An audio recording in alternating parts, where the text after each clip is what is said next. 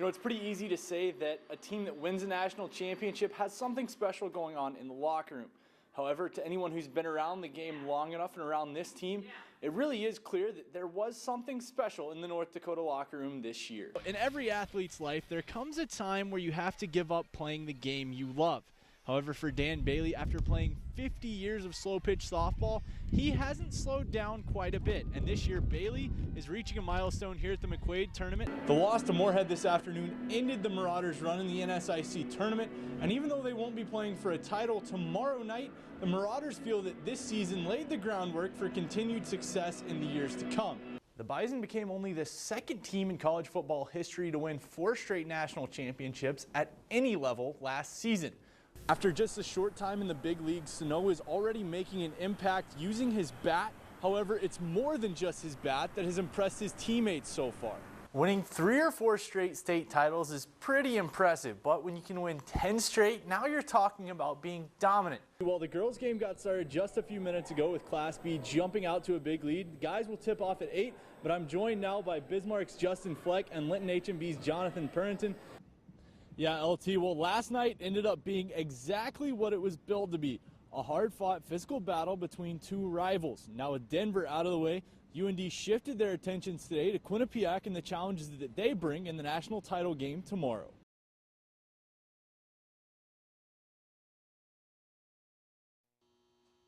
A year ago, being drafted wasn't something that Jay Flaa thought could happen. Last spring, I had a rough spring, and I just kind of told myself to go into summer ball, looking to just get back to having fun with everything. I got a year left of baseball and just see what happens. His success in an early game against Arizona forced scouts to pay attention to the Bison right-hander. There was probably 25 plus scouts at the game, and we were getting blown out early on, and I think probably a good 20 of them left. I came in like the 3rd or 4th inning. Once I was done throwing my warm-up pitches, there was, you know, everybody that left had come back and had their guns out, and I ended up throwing extremely well against them, and that's when I really started seeing, you know, a lot of interest. Despite all the letters and phone calls, Flaa had no idea what would happen come draft day.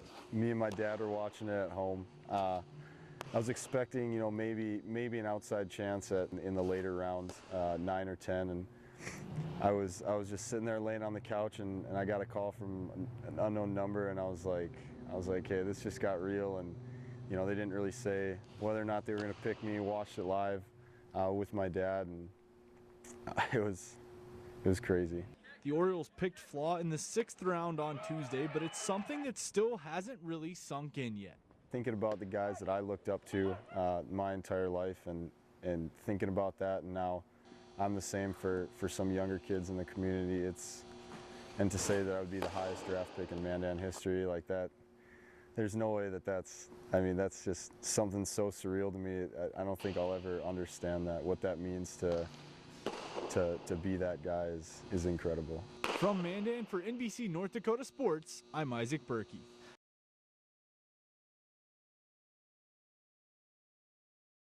All season, UND felt they were college hockey's best team. Saturday night, they left no question. North Dakota, champions of the college hockey world.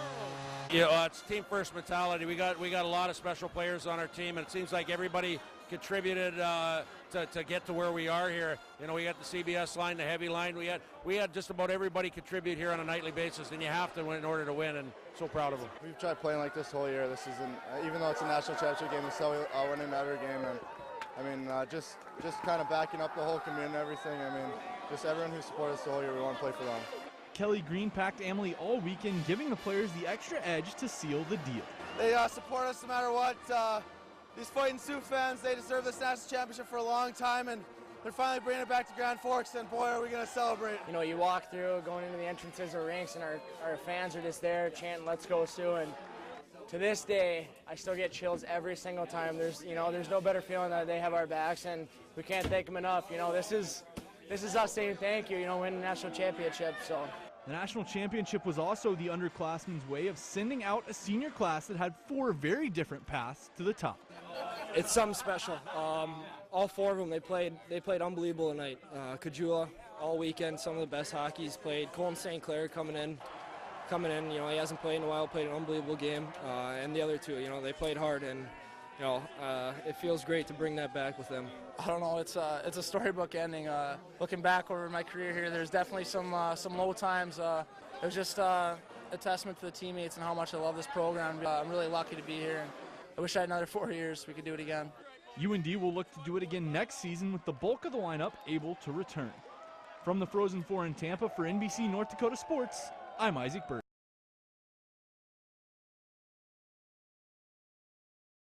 It's 9 a.m. and as he's done for the last 3 years, Hunter Johnson pulls on his number 3 jersey and heads out to the field to get ready for the Demons' WDA opener against Legacy. I've been playing for about, I think, 11 years, and I don't know, I just kind of wanted to start it out. I guess every little kid wants to play soccer when they're little. An hour later, it's time for kickoff, and the Demons make quick work of the Sabres.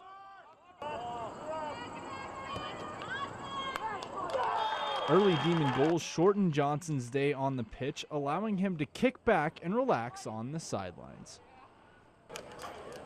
When the horn sounds, it's a 5-0 win for Bismarck High. For Johnson, it's only the end of the first game of the day. He has to be back at the bowl in 5 hours when the pitch becomes a gridiron. His plan for the next 5 hours is pretty simple. Usually I just get like a good lunch in and then drink a lot of water and stuff like that. Stuff like that includes heading home where he spends some time playing soccer with his younger brother. As 5 o'clock rolls around, it's back to the bowl to get ready for the Rough Riders. Just being in soccer and then also being the kicker, people always give me crap for that, and I don't know, it's kind of funny. The nightcap is just as successful as the morning for Johnson. The kicker nails field goals of 38 and 31 yards and is a perfect 7 for 7 on extra points. The field goal by Hunter Johnson is good. With the 2 wins under his belt, Johnson can sleep well knowing that it all starts again on Monday when practice rolls around. With the spotlight on Hunter Johnson for NBC North Dakota Sports, I'm Isaac Berky. Extra point by Hunter Johnson is good.